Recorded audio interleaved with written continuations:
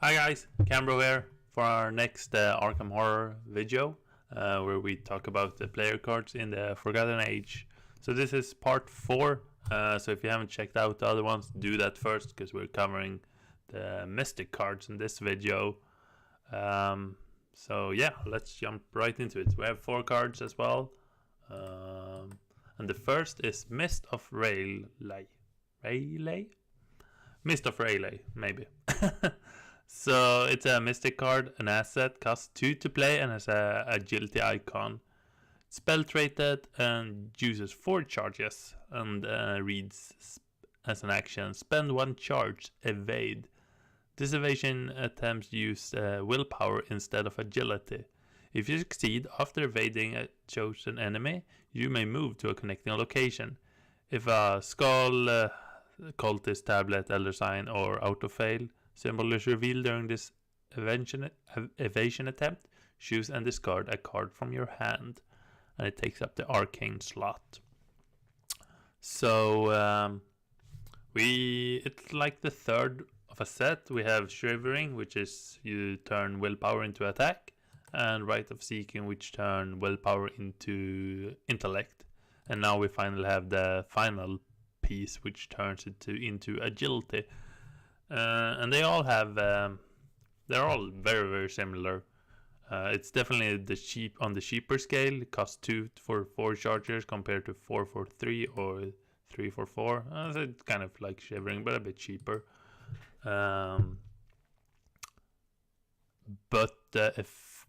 So they all have a negative effect, and Rite of Seeking, I mean, you can play around that because you lose all the remaining charges. Shivering, you take Horror, and this you discard a card from your hand. So if we talk about the bad stuff first, you can play around this by not having any cards or cards that you are fine discarding. Remember though that you can't ever discard weakness by choice. If you're playing someone like Agnes and have Dark Memory in your hand, you can't discard this by this effect, even if it's the only card you have in your hand. So you evade an enemy. You have to be engaged with it to even be able to evade. So that's still the same as normal evasion. But if you concede, you may move to a connecting location, and this is actually pretty cool. So if you're engaged with multiple enemies, the other enemies will move with you, but it won't trigger attack of opportunity because this is not an attack you're doing. It's just like a side effect of the evasion, or a bonus, so to speak. And it's actually quite good because Mystics, when they're set up, they're very good when they have the Shivering, but you only run 2 Shiverings in your deck, so having like a 1 Mist might not be the worst thing. And I mean, if we look at all our investigators, they are not super agile. I mean, 3 is okay, but they all have higher willpower. Even though it's just 1, like Jim is 2 compared to 4. And if you get stuck with an enemy before you have your Shivering, or if it's like something you can't really handle, your Shivering is running out or something, having 1 Mist might not be too bad, because that move will probably be quite time efficient. Though the thing now when we have 3 is that you only have 2 arcane slots, and the arcane slot is getting pretty tight actually nowadays. So we also have Suggestion, which came in Black Star Rising, which is a bit like Mist. I mean, you're using your will to evade, but this is a level 4 card, and it's in Rogue, so not many Mystics can take it. Only Akechi can take it. So it's definitely a cool assets for Mystics. Someone like Daisy probably likes it because she can't really fight, and she can't really run away. And with higher education, you'll be able to avoid stuff. Safina, though, she can take it, but you probably don't need it for her because she has 4 in agility anyway. So, yeah, that's Mist of Rayleigh. Rayleigh? Mist of Rayleigh. I don't know. What the hell is Rayleigh? Let's see. Can we find anything about that? So it looks to be... Okay, let's see. So it looks to be a... Oh, this is Swedish. It should maybe take English. So it's a fictional lost city from the Call of the Cthulhu. Isn't there how you pronounce it?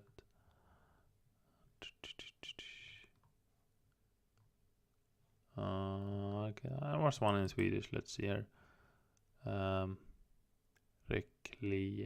Reclay?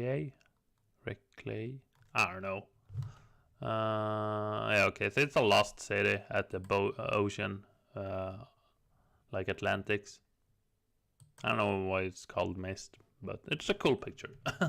Anyway, let's keep moving. So next card, another Mystic card, costs 3. It's an asset, has an intellect icon. It's called the Chaconian Stone. Catonians. They've talked a lot on the podcast, but I'm not entirely sure even how they pronounce it. Catonian stones. Cost 3, takes up the hand slot. Item relic curse traded, and just reads seal, skull, cultist tablet, or elder thing, and has a forced effect. After you reveal an auto-fail symbol during a skill test, return the Catonian stone to your hand. It was left behind for a purpose. So if you missed where I talked about the investigators, we went through the seal keyword, but so seal is a new keyword for this cycle, where you search your chaos bag for the sealed token and place it on that card. So the chaos token you're searching for has to be in the bag, otherwise you can't even play the card. So yeah, this is very cool. You search one of the bad ones and place it on this card, and it stays there. And it stays there until you, the investigator who played this card, draw the red one. So if another investigator draws it, it doesn't matter. And a thing that, like, I read it but I overlook it, is that it doesn't get discarded. It goes back to your hand. So you can replay it and seal another one if you feel like maybe now the other one is more relevant. Though you have to repay it for 3, which might be a hazard, but mystics are quite rich usually. So sealing, how good is that? It definitely depends on the bag and the scenario. If you're doing something like Dunwich Legacy, you can have like almost a clean bag and not adding any tablets or other things. So sealing like a cultist, it might be super valuable. If we look at the from the core one, so yeah, it's not too much spoilers from the core set. So the cultist here is like place 1 doom on the nearest cultist. Be able to seal something like that might save you actually lots of turns. Or sealing something like a -3, which or like a -4 on hard. If you maybe don't have a -4 in the bag, so -3 is the worst. If you're sealing that, you will, I mean, a lot of tests will be actually much easier to pass. As they said on I think both podcasts I listen to, it will be hard to notice how good this is because you won't draw the token you are sealing because it's not in the bag anymore. So I mean, you could like put it back in, but I don't know, mark it somehow. If you're using coin capsule, you could maybe put a piece of paper in there, so every time you drew it, you're like, okay, yeah, this doesn't exist in the bag, just to see the effect of it. Another thing with mystics that we'll cover more on the other cards is that they have kind of like there are 2 ways to play mystics. There are mystic cards that want to who don't want to draw these 4 special, like the Mist. If you draw it, it will trigger and do something bad. But then there's also cards like from Jim's Trumpet, who want to draw the skull. That basically most of the skulls which they are triggering on. But yeah, so that's cool to see that we have 2 different ways to look at these special tokens. Some mystics might like them, some mystics don't like them. Yeah. So the Ketonian Stone takes up the hand slot, which isn't too bad. There aren't much competing for it. It's like the Sacrificial Dagger. Not much more I can think of. Yeah, the Grotesque Statue. Yeah. But I think you'll be fine. Next card is the Protective Incarnation. So it's a Mystic card, asset, cost 1 and 1 XP. Has a Willpower icon, Ritual, and Blessed. So Father Machio could take Blessed card, but he could take this anyway, so... and it reads, group limit 2 copies of Protective Incarnation in play. Seal any except Autofail. Forced. At the end of your turn, you must either spend 1 resource or discard Protective Incarnation. And it takes up the arcane slot. So this is really cool. You get to seal anything in contrast to the Ketonian Stone, where you could only seal the special one. Here, you can seal the -4 or -5 if you have one of those in the bag. And that's really good. Because a lot of tests you want to be... I mean, if it's an important test, you will go up to +4 if you know there's a -4 in the bag, so just the red one will fail you. But having this, then you might just have to go up to +3 because you removed the -4. So the effect is kind of similar to something like Hired Muscles or what was it called, the new one, Treasure Hunter, where you pay 1 or it will discard. But Mystics, as I said earlier, are quite rich. Someone like Daisy, who's running Milan, will have shit tons of money, and she can run this, and it's probably pretty good in her. I imagine you can run the Protective Incarnation and the Mist and Daisy for her 2 arcane slots. If you have like a designated fighter. Sefina is super rich with her Lone Wolf. Forbidden Knowledge. Also makes money for Agnes. Yeah, so it's very cool. This is a bit interesting that it says group limit 2 copies of Protective Incarnation. It's obvious why it's there, otherwise you would have 8 copies in play and like seal the entire bag except +1 blue and red maybe. So this it doesn't limit like how many copies you can have in everyone's deck, but just in play. So if you're playing like, I don't know, 4 Mystics, you could run 4 maybe in total out of all decks. It is 1 experience, which I think is very reasonable. So yeah, if you can manage to sustain the resource cards, it's very good. The thing with this Protective Incarnation, which it's like an even bigger problem compared than the Mist, is that it take up the arcane slot. And every Mystics want their Shivering, and every Mystic want the Right of Seeking almost. At least the Shivering. So now's the question, do you run Shivering and this, or do you run... So we're starting to get a lot of stuff that takes up the arcane slots. That's what I'm trying to say. Let's see, slots, 1 arcane, we don't have any 2 arcane. So let's see, there are quite a lot actually now. You want your Shivering. You might run Song of Dead if you're running Gem. I mean, some people like Scrying. So yeah, we're starting to get a lot of arcane slots. So you might, I mean, if you want to be try something really crazy, you could try Book of Shadows. I haven't tried it myself, but it gives an additional arcane slot, which a lot of people might not even remember because it's from the core set and no one used it.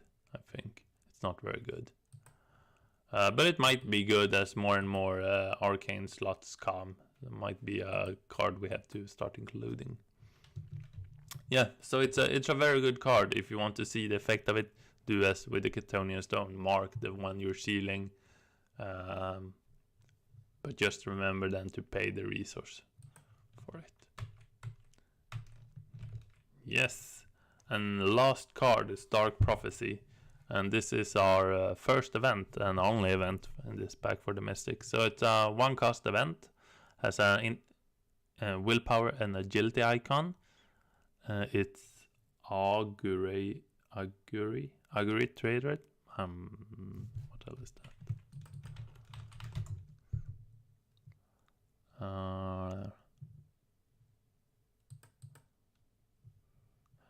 It's the practice of ancient Roman religion. Interpret omens and observe the flight of. Okay, so it's like how the Roman interpreted religion and omen and stuff like that. Oh, that's cool. I mean, the picture is trying to go through. Like, I think it's trying to you read the future by seeing how the threads go or something like that. I'm not entirely sure. So what does it do?